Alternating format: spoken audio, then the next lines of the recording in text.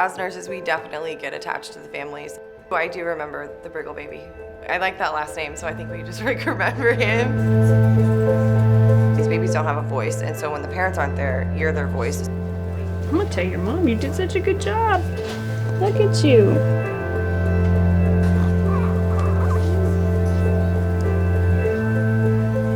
This is Brooks. He is 46 days old.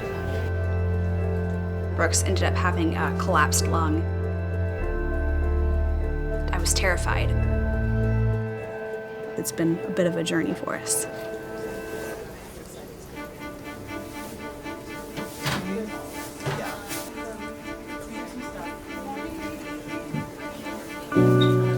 It was a normal day, that day, March 13th. We had doctors making rounds, we have the nurses. My mom kind of put the idea in my head of being a nurse. I always really liked babies. We work 12-hour shifts. Night shift comes in at 6:45 p.m. and you have to give a report. It's a quick handoff, and that can take 15 minutes typically, unless the baby's really sick. She did have an episode yesterday that needed with her. He is getting 46 mLs of EBM 24 K-Cal. Okay. He's cute. He is super cute. It's part of his assessment. Yes. We have admissions, discharges. We had visitors in and out of our unit. We had volunteers holding babies. Bells would ring.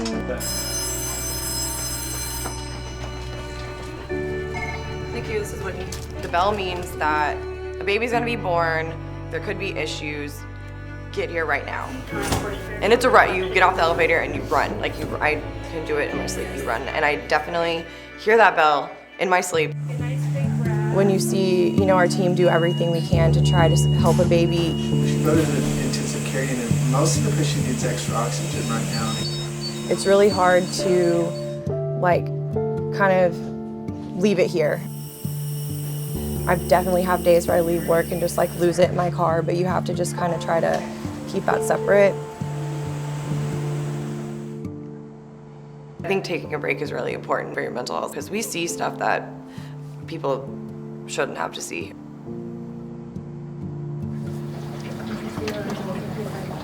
There you go. To pretend you're at the beach, okay? Get a suntan.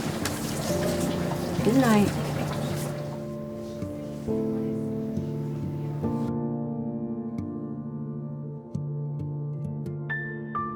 We started our morning thinking that there's really nothing that was going to change. We had no idea that everything was about to change. That normal day was no more. My name is Ingrid Bells, and I am the clinical manager here in the NICU. I've been here 23 years now. I wanted to go over a couple things. There's some changes that are happening. I started talking about it at huddle. That's when staff started asking questions. How is it going to spread? What does this mean? You're watching the news and they're saying do this, but then the news or the scientists are saying, well, we're not really sure. What I did today, I hope it was right. No one visits. Yeah. The volunteers, they were gone immediately. We changed visitation literally overnight. I went from having 4 visitors in the unit, a mother, father, and grandparents and siblings, to 1. And having a conversation with a family to say, I'm so sorry, you have to decide who that person is to come into the NICU to see your baby. It was gut-wrenching. They were devastated.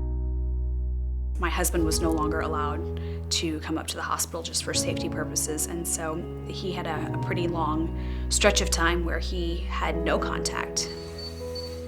You had to figure out, okay, here's a COVID mother, she's delivering. Okay, now what do we do? CDC says, take the baby out of the room immediately. Where do we go? We had to create rooms. With COVID, we needed a space. I had to have a wall built in 24 hours. One of the first deliveries that I went on, I just remember there was me, another nurse, 2 RTs, and we were we just had a moment where we just hugged. It was so emotional because we were scared ourselves. We've had several critically ill mothers with COVID. Downstairs in ICU, intubated, had never held their baby, had never seen their baby. So we had to get really creative. Can we video pictures there? Something. Because of the families not being able to be here, the nurses were even more motherly. They felt so bad, so they would hold the baby longer. We had several staff lose family members due to COVID. They would leave crying.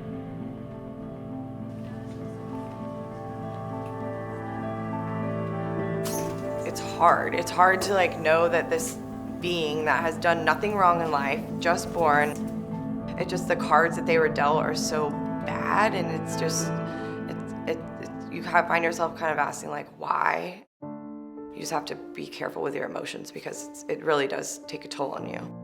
Every day when I leave work, I like call my mom and I'm like, I don't tell her like certain details, but she like knows when I've had a bad day, and you just have to kind of like have your moment, and you know, then you have to just keep going because there's other babies that need you to take care of them.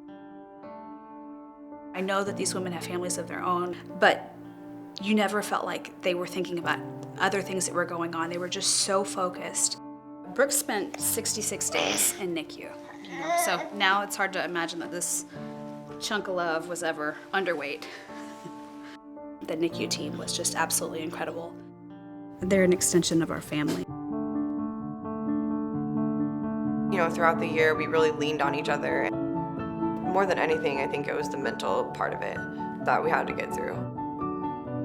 They're family. Like, we have an amazing team at Seton. Like, we always pull together, and I don't think I would have wanted to be anywhere else during that time because we made it. We did it together.